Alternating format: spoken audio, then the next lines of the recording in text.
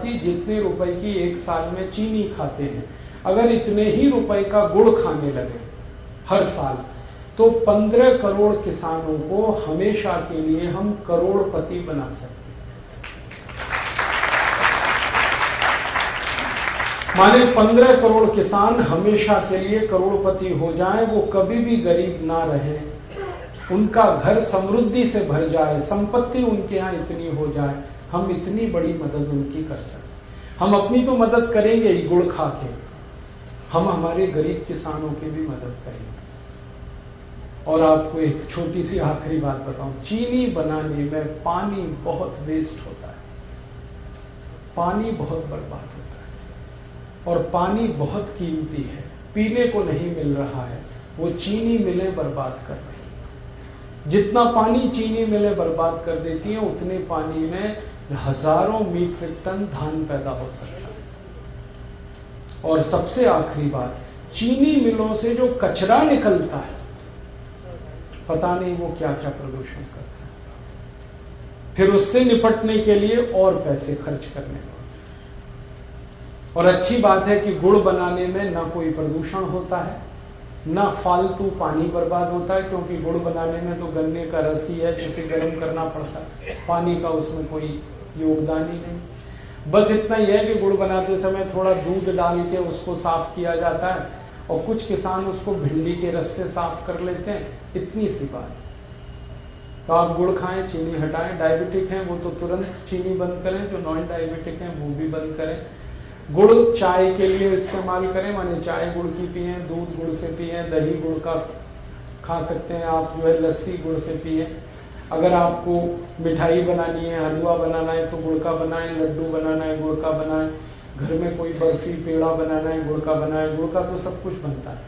कल संयोग से मैंने गुड़ की खीर खाई, और पीछे थोड़ा गुड़ खाओ, जरूर खाओ, थोड़ा सा ही खाओ लेकिन खाओ। क्यों? ये थोड़ा सा गुड़ पूरे भोजन को पचा देने में बहुत बड़ी मदद करता है।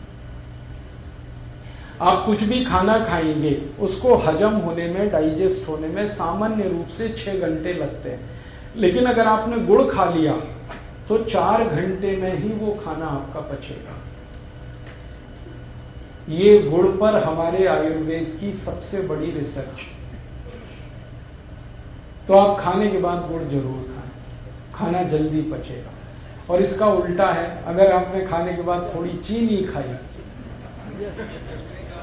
तो ये खाना तो पचेगा नहीं कम से कम 8 घंटे तक, और वो चीनी को पचाने में पूरा खाना बर्बाद हो जाएगा, लेकिन चीनी पचेगी नहीं। फिर चीनी में एक केमिकल जो हमेशा याद रखिए आप, वैसे तो केमिकल उसमें बहुत है, लेकिन एक आपको जल्दी याद हो जाए, सल्फर सबसे खराब केमिकल। बिना सल्फर के चीनी नहीं होती, चीनी का अस्तित्व सल्फर से है। तो सल्फर वो केमिकल है जिसको गंधक कहते हैं। गंधक वो है जिसको दिवाली पर पटाखे बनाने में इस्तेमाल किया जाए। हमारे बच्चे जो दिवाली में पटाखे चलाते हैं ना, वो सब गंधक से बनते हैं, और वही गंधक चीनी में इस्तेमाल हो रही है, और आप चीनी खा रहे हैं तो वो आपके शरीर में जा रही है। और ये जो गंधक है सल्फर, ये चली तो जाती है शरीर में चीनी के साथ, लेकिन निकलती नहीं बाहर।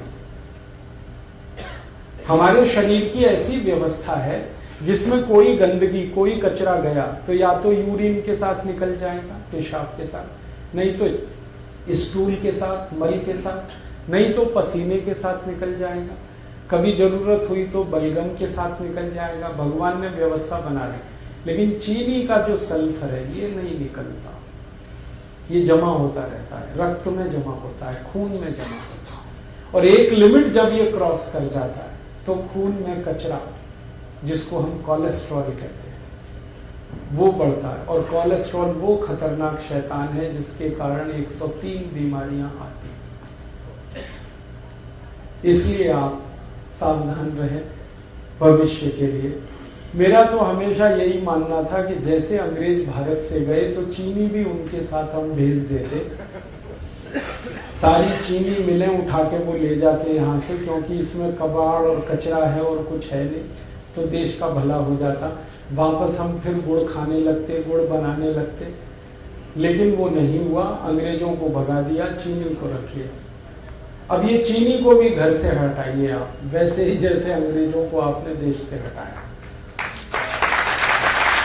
और आप स्वस्थ बनेंगे, निरोग बनेंगे, ये मैं आपको गारंटी दे रहा हूं।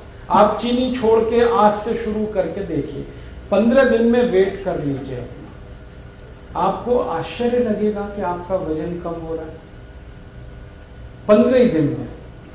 कितना भी वेट आपका बढ़ा है, चीनी छोड़ के देखिए, सब वजन कम हो जाए। तोंद बाहर निकली है, पेट बाहर निकला है, चीनी छोड़ के देखिए, पेट अंदर चला जाए। घुटने का दर्द है, कमर का दर्द है, कंधे का दर्द है, सब में आराम हो जाए। नींद अच्छी नहीं आती, चीनी छोड़ के देखिए, बहुत अच्छी नींद आएगी। सर्दी जुकाम अगर बार बार होता रहता है, चीनी छोड़ के देखिए, कम हो जाए। माइग्रेन आपका जो है ना बहुत तकलीफ दे रहा है, चीनी छोड़ के देखिए, खत्म हो। एक चीनी छोड़ते ही बहुत तरह के रिलीफ होना शुरू होते हैं, और आप सबसे बड़ा रिलीफ ये पाएंगे कि आपको शरीर हल्का लगेगा हर तरह से। छोड़ के देखिए, हमने हजारों की छुड़वाई और सब एक ही बात कहते हैं, वजन कम हो गया, पहले से अच्छी नींद आ रही है, घुटने का दर्द कम हो गया, कमर का दर्द कम हो गया, कई तरह की सर्दी जुकाम, तरह तरह की स्नोफीलिया, साइनस जैसी बीमारियों में रिलीफ आया, क्योंकि खून शुद्ध होने लगा ना, तो सब ठीक ही होने वाला है। तो आप इसको करिए और दूसरों को भी बताइए, और आप इस काम को थोड़ा गंभीरता से कर पाए तो आप स्वस्थ होने के रास्ते पर आगे बढ़ जाएंगे, बीमारियां बहुत कम हो जाएंगी। तो डायबिटीज के बहाने मैंने आपसे ये बात कही। थोड़ा जल्दी जल्दी 2-3 बातें और कह दूं, समय बहुत तेजी से भग रहा है। हाई ब्लड प्रेशर अगर आपको है, ये तो डायबिटीज की बात हुई, हाई ब्लड प्रेशर आपको है तो आप तीनों प्राणायाम करिए।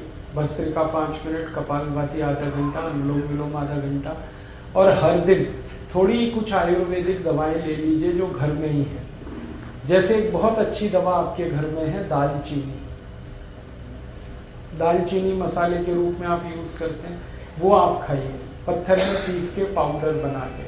आधा चम्मच दालचीनी रोज सुबह खाली पेट गर्म पानी के साथ। और अगर थोड़ा खर्च कर सकते हैं तो दालचीनी को शहद के साथ लीजिए, आधा चम्मच शहद, आधा चम्मच दालचीनी गर्म पानी के साथ। बहुत अच्छी दवा है हाई बीपी के लिए। दूसरी और एक अच्छी दवा है, आप चाहें तो उसे भी ले सकते हैं, लेकिन दोनों में से कोई एक, या तो वो या तो ये। दूसरी दवा है मेथी दाना।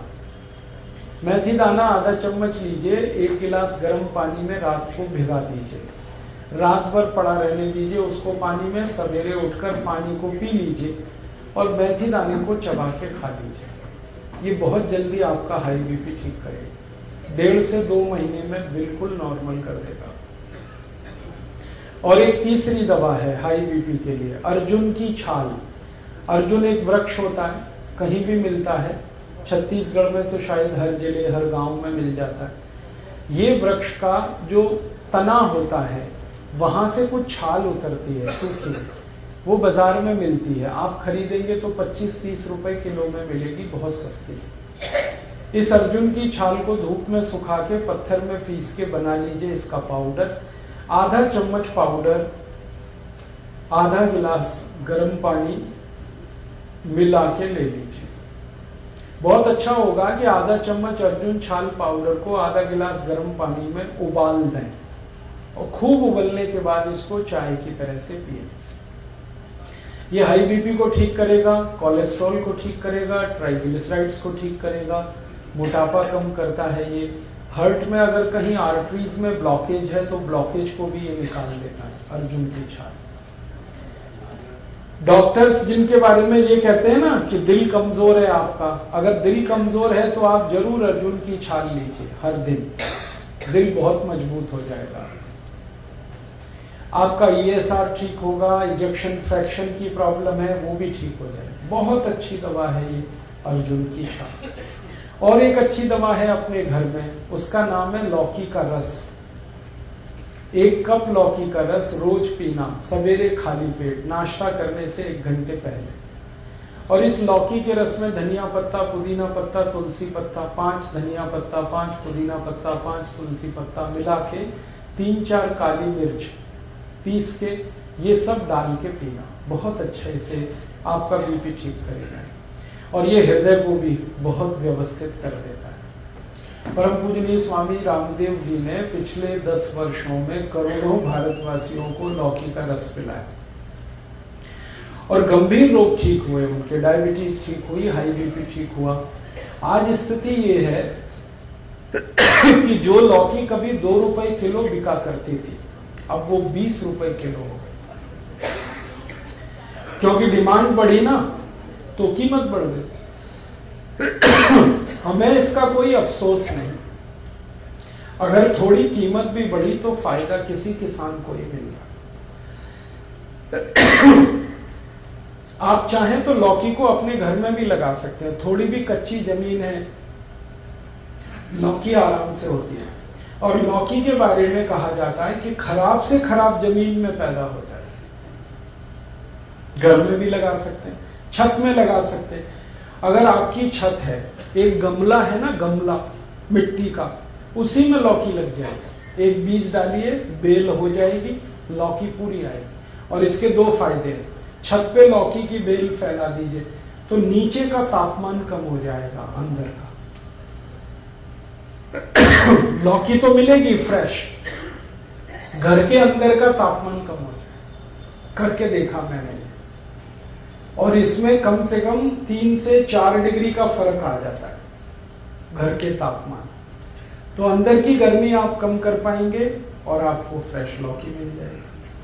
मैंने इसका हिसाब निकाला था कि 100 वर्ग फीट की छत अगर किसी के भी पास है, 10 फीट लंबी 10 फीट चौड़ी, तो इसमें कम से कम 100 वर्ग फीट की छत में 5,000 रुपए की लौकी पैदा कर सकते हैं,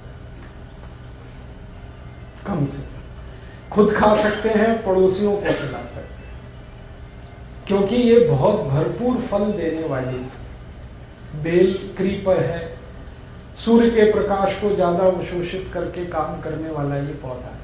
तो आप लौकी का रस पिए, बहुत अच्छा है, हाई बीपी भी ठीक करता है, कोलेस्ट्रॉल को ठीक रखेगा, ट्राइग्लिसराइड ठीक होंगे, डायबिटीज में भी काम आता है, शुगर को भी ठीक कर देता है, कई काम कर देता है। और एक दवा बताता हूं, बहुत अच्छी दवा है, बिल्कुल मुफ्त की दवा है वो तो, बेल पत्र के पत्ते, ये हाई ब्लड प्रेशर में बहुत काम आते हैं, आप इसको उपयोग करिए।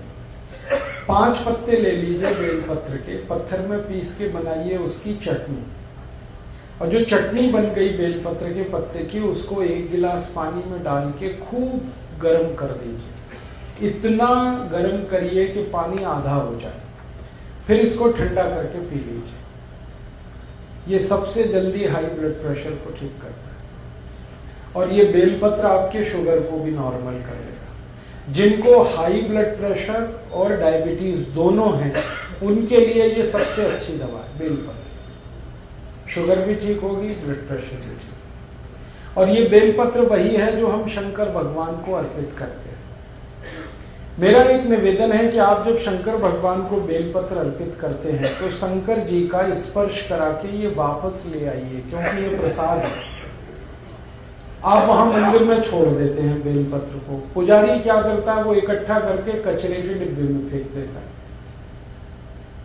मैंने इसका हिसाब निकाला था कि जितने शंकर जी के मंदिर भारत में हैं, सावन के महीने में, सावन का महीना सबसे ज्यादा हमारे यहाँ पूजा पाठ का महीना होता है, तो श्रावणी 4 सोमवार, कभी कभी 5 आते हैं, उन 5 सोमवारों को जितना बेलपत्र हमारे मंदिरों में चढ़ा दिया जाता है, अगर वही हम इकट्ठा कर लें और उसको सुखा के पाउडर बना लें, तो 20 करोड़ भारतवासियों का हाई ब्लड प्रेशर इससे ठीक किया जाता है। हाई बीपी भी ठीक कर पाएंगे हम, शुगर भी ठीक कर पाएंगे। अब होता यह है कि हम तो बेलपत्र छोड़ के चले आते हैं, पुजारी को कोई काम नहीं है उसका, वो बेचारा अगले दिन सफाई करके फेंक देता है कचरे में, और कहाँ जाता है वो तो मुझे मालूम नहीं। कोई जानवर भी खा ले तो भी अच्छा है। लेकिन मेरी आपसे यही दरखास्त है, निवेदन है कि आप शंकर जी को बेलपत्र जरूर अर्पित करिए, लेकिन उनको स्पर्श करा के वापस ले लीजिए, क्योंकि ये आपके लिए शंकर जी ने दिए हैं। शंकर जी को तो कोई हाई बीपी नहीं है, ना उनको डायबिटीज, ये तो आपकी समस्या है। और बेलपत्र इतना है भारत में, शायद इसलिए क्योंकि पता है भगवान को कि हम इन बीमारियों में फंसे हुए, इसलिए हर गांव में बेलपत्र का पेड़ मिल जाएगा। तो ये ईश्वर ने आपको बिल्कुल मुफ्त दिया है, लेकिन ये बहुत कीमती है। कॉस्ट इसका शायद 0 है, लेकिन वैल्यू बहुत है इसकी। फालतू बर्बाद मत करिए। अगर यहाँ कोई पुजारी जी बैठे हैं तो उनको निवेदन है कि अगर मंदिर में बेलपत्र आ रहे हैं तो उनको फेंकिए मत, सुखाइए, पत्थर में पिसवा के पाउडर बनाइए और उसकी पुड़िया बना के भक्तों को वापस दे दीजिए। ये प्रसाद है शंकर जी का। और उनको कहिए कि वो पानी में उबाल के पीते रहे, ताकि हाई बीपी भी ठीक रहे और शुगर भी ठीक। बहुत अच्छी दवा है। और एक बढ़िया दवा बताता हूं आपको हाई बीपी के लिए, वो भी बिल्कुल निःशुल्क मिलेगी इस देश में। गाय मूत्र पिए आधा कप रोज सुबह खाली पेट।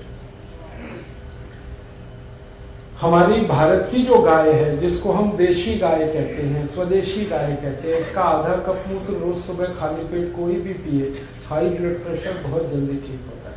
और ये गोमूत्र बहुत अद्भुत है, ये हाई ब्लड प्रेशर को ठीक करता है, ये लो बीपी को भी ठीक कर देता है, दोनों में काम आता है। और यही गोमूत्र डायबिटीज को भी ठीक कर लेता है।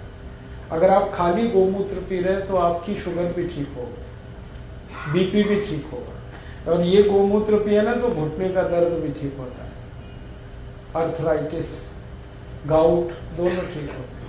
ये अगर गोमूत्र आप पी रहे हैं तो दमा भी ठीक होता है, अस्थमा ठीक होता है, ट्यूबरकुलोसिस ठीक हो जाता है गोमूत्र से। हमने परीक्षण करके देखा है कि अगर किसी व्यक्ति को आप एलोपैथिक मेडिसिन दें ट्यूबरकुलोसिस के लिए, उसको 9 महीने लगते हैं ठीक होने, लेकिन उसी पेशेंट को गोमूत्र पिला दो तो 3 महीने में ही ठीक हो जाए। और एक रोचक बात बताता हूं कि जिनको हम एलोपैथिक मेडिसिन देते हैं ट्यूबरकुलोसिस के लिए, उनको ट्यूबरकुलोसिस बार बार आती है। एक बार ठीक होगी, थोड़े दिन में फिर आ जाएगी, फिर ठीक होगी, फिर आएगी। लेकिन जिनको गोमूत्र पिला दिया, उनकी ट्यूबरकुलोसिस एक बार ठीक होती है, दोबारा नहीं आती।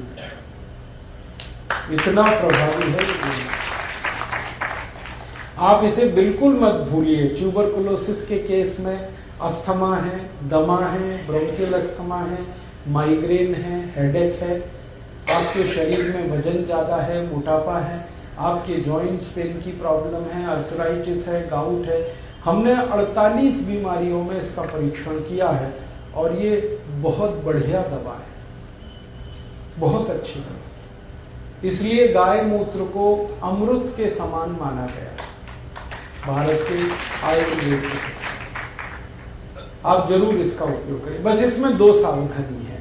पहली सावधानी तो मैंने बता दिया कि गाय मूत्र लेना तो वो गाय स्वदेशी होनी चाहिए, विदेशी गाय का नहीं लेना। भारत में गाय भी विदेशी है, जर्सी, होलिस्टियन, फ्रीजियन, उसका मूत्र अच्छा नहीं, वो मत पीना।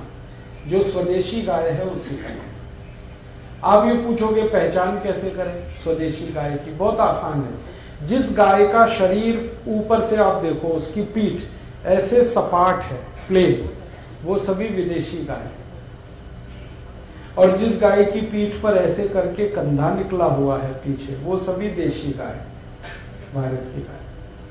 तो ऐसे कंधा निकला हुआ अगर अच्छे से निकला है, बढ़िया, तो वो सबसे अच्छी गाय, उसी का मूत्र पीना है। और दूसरी एक सावधानी है कि गाय का मूत्र जब आप लेंगे तो वो गाय गर्भावस्था में नहीं होनी चाहिए। अगर गाय गर्भवती है तो उसका मूत्र नहीं लेना। और ये तो पता आपको हो ही जाएगा वो गर्भवती है या नहीं। गर्भवती गाय के मूत्र से एसिडिटी बढ़ जाती है। ये गर्भवती गाय का मूत्र एसिडिक हो जाता है। वैसे गाय का मूत्र जो है ना, वो एल्केलाइन है, क्षारीय है। लेकिन जब गाय गर्भावस्था में होती है तो मूत्र उसका एल्केलाइन नहीं रहता, वो एसिडिक हो जाता है। और वो एसिडिक मूत्र आपको तकलीफ करेगा, इसलिए वो आप नहीं लेना। तो इसका मतलब सीधा सा ये है कि कुमारी गाय का मूत्र लेना, जो मां नहीं बनी उसका लेना। जो बछड़ी है, बछिया है, उसका लेना। ठीक है, ये सबसे आसान तरीका है गोमूत्र लेने का। आगे चलें, कुछ और बीमारियों की बात करूं। अभी हाई बीपी तो हो गया, इतनी दवाएं, लेकिन बस मेरा निवेदन है कि जितनी मैंने दवाएं बताई इनमें से कोई एक ही लेनी है आपको। हाँ, आप दालचीनी चाहो तो दालचीनी ले लो, आप मेथी का दाना चाहो तो मेथी का दाना ले लो, लौकी का रस चाहो तो लौकी का रस ले लो, बेलपत्र चाहो तो बेलपत्र का काढ़ा, एक ही लेना और प्राणायाम के साथ, तो बिल्कुल जल्दी ठीक हो जाएंगे। आगे चलें, लो बीपी। लो बीपी की एलोपैथी में तो कोई दवा नहीं। देखो आप, आयुर्वेद में बहुत दवाएं हैं, भरपूर दवाएं हैं लो बीपी। सबसे अच्छी दवा है गुड़। ये जो गुड़ है ना, ये पानी में घोल के नमक मिला के नींबू का रस डाल के पियो। 1 गिलास पानी, 15-20 ग्राम या 25 ग्राम तक गुड़ मिलाओ और उसमें डालो नमक और डालो नींबू का रस और पियो। दिन में 2-3 बार पी लो, लो बीपी सबसे जल्दी ठीक होगा इससे। और एक अच्छी दवा है लो बीपी की, बहुत बढ़िया दवा। अगर आपके पास थोड़े से पैसे हैं तो रोज अनार का रस पियो, नमक डाल के, बहुत जल्दी लो बीपी ठीक होगा। अनार का रस, गन्ने का रस पियो नमक डाल के, ये भी लो बीपी ठीक करता है। संतरे का रस पियो नमक डाल के, ये भी लो बीपी ठीक करता है। अनानास का रस पी सकते हैं नमक डाल के, ये भी लो बीपी ठीक करता है। और एक बढ़िया दवा बताता हूं लो बीपी की, मिश्री और मक्खन मिला के खाओ, ये लो बीपी की सबसे अच्छी दवा है। मक्खन मिश्री, मक्खन वो जो घर में आप निकालते, बाजार वाला नहीं। दही बना के उसमें से मक्खन जो निकलता है वो मक्खन ताजा, और मिश्री मिला के खाओ। श्री कृष्ण भगवान की डाइट है मक्खन मिश्री, रोज खाते थे और इसी की ताकत से कंस को मारा, जरासंध को मारा, इसी की ताकत से। मतलब मैं आपको बड़ी गहरी बात कह रहा हूं, मक्खन खाने से मत डरो। जब श्री कृष्ण खाते थे तो आप भी खाओ। आप कहेंगे कि डॉक्टर तो मना करता है। हाँ, डॉक्टर मना करता है। क्यों? क्योंकि डॉक्टर को जो पढ़ाया गया है वो मक्खन के बारे में नहीं पढ़ाया गया। मक्खन तो सिर्फ भारत में होता है। डॉक्टरी की जो पढ़ाई है इसका सिलेबस तो आप जानते हैं, यूरोपियन अमेरिकन, और वहां मक्खन कौन सा है? पाश्चराइज्ड। वो खतरनाक है, वो जल्दी डाइजेस्ट नहीं होता, वो कोलेस्ट्रॉल बढ़ाता है। लेकिन हम जो दही में वो चलाते हैं ना, क्या कहते हैं उसको, मथानी रही, दही में मथानी चला के जो मक्खन निकलता है, ये सबसे जल्दी डाइजेस्ट होने वाला फैट है। इससे जल्दी कोई चीज नहीं हजम होती आप। और मक्खन के साथ अगर मिश्री मिक्स हो गई तो ये एक दूसरे के ऐसे जबरदस्त दोस्त हैं कि इनका कहना क्या। मेरा तो आप सभी को निवेदन है कि आपके घर के छोटे बच्चों को ये रोज खिलाओ, मक्खन मिश्री, और थोड़ा सा काली मिर्च। काली मिर्च है, थोड़ी काली मिर्च डाल दो, मक्खन मिश्री मिक्स करके रोज नाश्ते में दे दो। बच्चों को तो जरूर देना।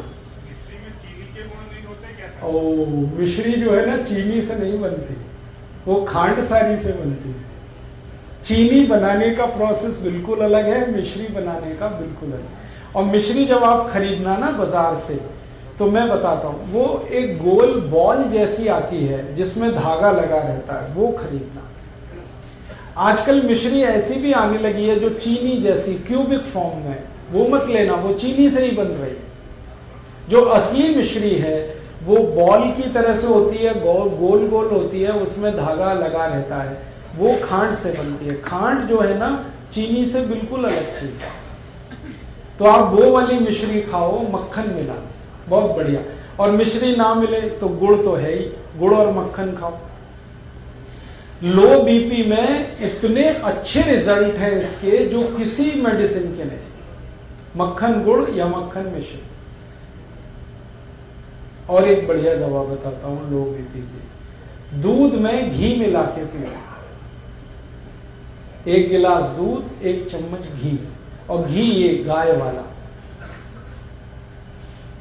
ना मिले तो भैंस वाला भी चलेगा, लेकिन अच्छा गाय वाला, और गाय वही जो देशी। 1 चम्मच घी 1 गिलास दूध रोज रात को पी के सो जाओ, लो बीपी बहुत अच्छे से ठीक होगा। और एक बढ़िया दवा है लो बीपी की, वो तो सबसे अच्छी दवा है, सबसे सस्ती है। नमक का पानी पियो,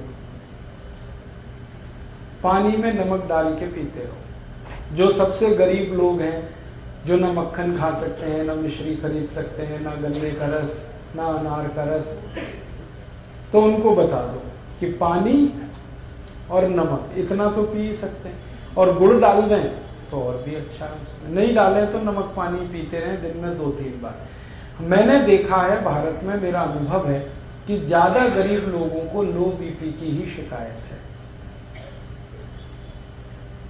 क्यों? खाने पीने को अच्छे से नहीं मिल रहा है, भरपूर नहीं मिल रहा है। तो लोग जिनको खून कम होगा उनको बीपी कम होने ही वाला है। तो उनको इतना हम बता सकते हैं कि नमक घोल के पानी में पीते रहें, बहुत अच्छा है। आगे चले, हाई बीपी, लो बीपी, डायबिटीज 3 हो गया। अब चौथी कुछ गंभीर बीमारी जैसे दमा, अस्थमा है। मैं एक दवा तो पहले ही बता चुका हूं, गाय मूत्र पिए दमा, अस्थमा, ट्यूबरकुलोसिस में। दूसरी दवा है दालचीनी, ये शहद मिला के खाएं गर्म पानी के साथ, आधा चम्मच दालचीनी, आधा चम्मच शहद गर्म पानी के साथ। पेट से जुड़ी हुई कुछ बातें कर लें। हमारे पेट में अगर कॉन्स्टिपेशन है, कब्जियत है, तो इसकी सबसे अच्छी दवा अपने घर में है अजवाइन। अजवाइन ले लें, कच्ची अजवाइन सबके घर में है। आधा चम्मच अजवाइन, 1 चम्मच गुड़, दोनों मिलाएं और चबा के खाएं, पीछे से गर्म पानी पी लें। और ये रात में ही खाएं सोते समय। जिनको कॉन्स्टिपेशन बहुत रहता है, पेट साफ नहीं होता, वो रात को सोते समय 1 चम्मच गुड़, आधा चम्मच अजवाइन मिला के चबा के खाएं और पीछे से गर्म पानी पिए। सुबह उठते ही पेट साफ होगा आपका। शायद 1 मिनट भी आप वेट नहीं करते, इतना बढ़िया मेडिसिन है ये अजवाइन और गुड़। और एक अच्छी दवा है कॉन्स्टिपेशन के लिए, त्रिफला चूर्ण। 1 चम्मच त्रिफला चूर्ण गर्म पानी से रात को ले लें, नहीं तो गर्म दूध से ले लें, बहुत अच्छी दवा। और एक तीसरी दवा है अनार का रस पिए, पेट साफ होता है। चौथी एक दवा है अंगूर का रस पिए, बहुत पेट साफ होता है। अनार चबा के खाएं तो भी पेट साफ होगा, अंगूर चबा के खाएं तो भी पेट साफ होगा। सलाद ज्यादा खाएं, खीरा, ककड़ी, टमाटर, गाजर, पेट बराबर साफ होगा। और एक बिल्कुल मुफ्त का इलाज बताता हूं, अगर आपको अच्छे से पेट साफ रखना है अपना, खाने को खूब चबा चबा के खाएं तो कभी भी पेट साफ ही होने वाला है। जल्दी खाना ना खाएं, बस इतनी सी बात। एक रोटी का टुकड़ा मुंह में डालें, 32 बार चबाएं, जितने दांत उतनी बार चबाएं। तो खाना बिल्कुल पानी की तरह होके शरीर में उतरे, तो कभी भी कॉन्स्टिपेशन हो ही नहीं सकता। बस इतना सा ध्यान रखें, खाना चबा चबा के खाएं और पानी घूट घूट करके पिए, सिप करके पानी पीने की आदत डालें। पानी को गटागट नहीं पीना, 1 सिप पानी पिया, थोड़ी देर रुके, फिर पिया, फिर रुके, फिर पिया, फिर रुके, फिर पिया, ऐसे पानी पिए। फायदा क्या है इसमें? मुंह में लार बनती है ना, हर 1 मिनट में 0.5 मिलीग्राम लार बनती है मुंह में। तो हर 1 मिनट में 1-1 घूंट पानी पिएंगे तो ये लार बार बार अंदर जाएगी। और ये है चमत्कार, लार जो है ना, ये कभी भी कॉन्स्टिपेशन नहीं होने देती। जिनको भी कॉन्स्टिपेशन है वो 2 ही कारण से है, खाना जल्दी खाएंगे, लार अंदर कम जाएगी, पानी जल्दी पिएंगे, लार कम जाएगी, तो कॉन्स्टिपेशन होने वाला है। आप लार को ज्यादा अंदर लेके जाओ, तो खाना चबाने के पीछे भी यही कारण है कि ज्यादा लार अंदर जाए, और पानी घूट घूट पीते रहो। देखो, मैं आपको एक ऑब्जर्वेशन बताता हूं, इसको आप जो है ना हंसी में मत टालना। ये हंसने की तो बात है, लेकिन हंसी में ना छोड़ना इसको। जितने जानवर है ना, पशु पक्षी, मनुष्य को छोड़कर सारे पशु पक्षी, किसी को भी कॉन्स्टिपेशन नहीं होता। देख लो किसी को, वो 1 से 1.5 मिनट में फ्लश आउट कर देते हैं सब कुछ, शायद कभी कभी आधे मिनट में ही कर देते हैं। और हमको टॉयलेट में 1-1 घंटा लगता है। कई लोग तो 2-2 घंटे बैठे रहते हैं पढ़ने। हाँ, और उनको पूछो क्या करते हो भाई, 2